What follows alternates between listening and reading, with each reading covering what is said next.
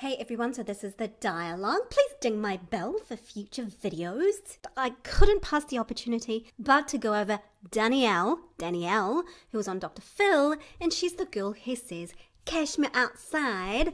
However she says that. 13-year-old girl with a massive attitude on Dr. Phil recently. Let's check her body language out. We're also going to look at her mother. No.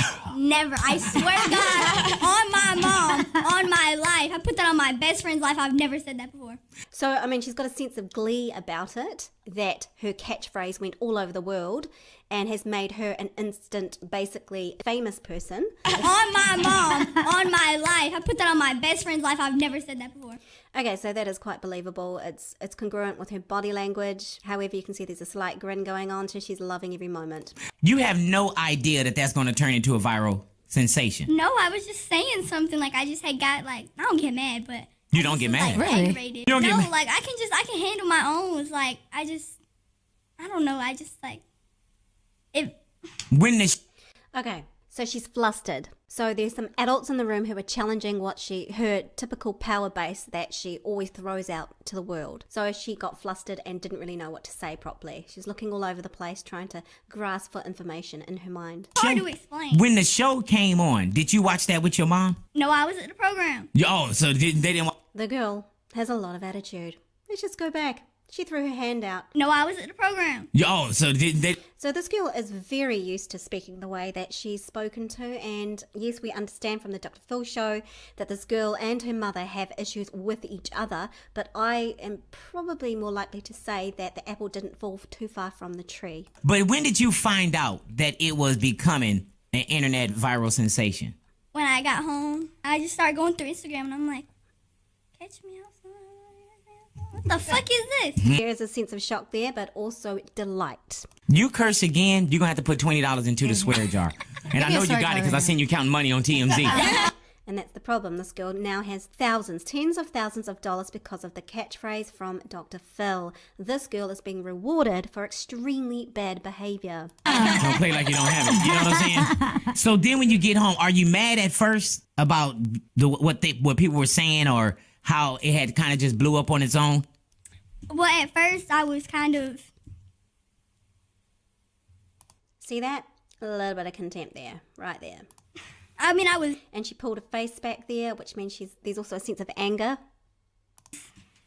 Again. I was kind of confused because I didn't understand, like, how 6 words can affect someone's life. Mm-hmm.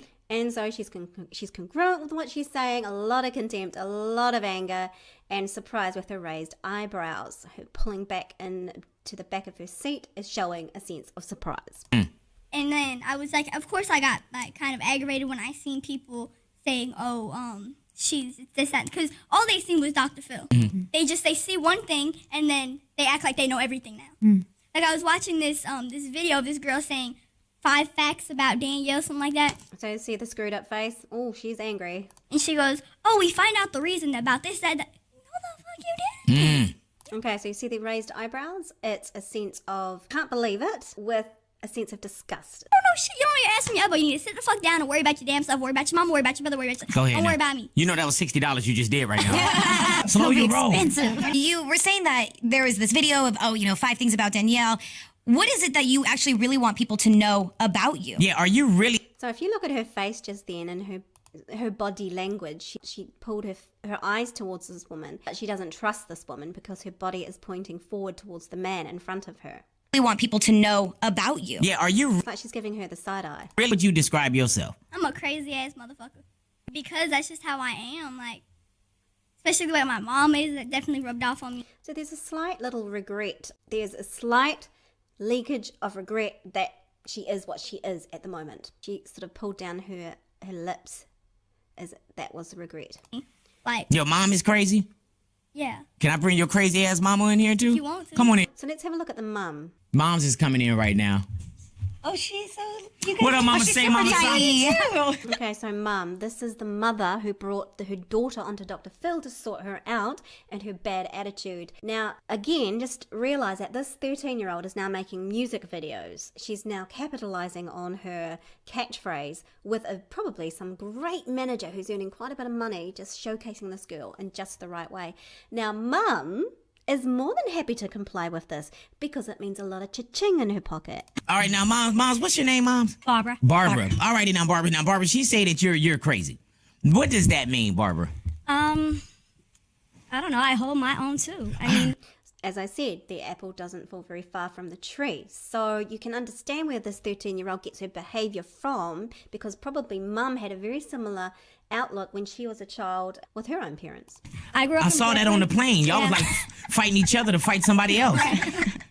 So when you say you hold your own, and ain't nothing wrong with holding your own. And my thing, I hold my own. I live and die for my kids as well. I think. Well, you're not catch me inside. How about that? Are you? You're not catch me She'll inside. catch you wherever, in the mall, in the bathroom. Well, I guess what it is usually when we're driving in the car and stuff like that, and if someone cuts me off, especially when she was younger, I'm going for you. I'm gonna stop my car right in front of you. I'm gonna make you hit my car. I'm gonna She's follow got out you. the car one time. Yeah. have y'all ever had to beat up somebody together? No. Okay. No. Well, that's coming. Okay, so, I mean, you can see that there is a sense of truthfulness with this. She screwed up furrowed her eyebrows. Just can't believe it, or disbelief. It was about to. I know, I saw it.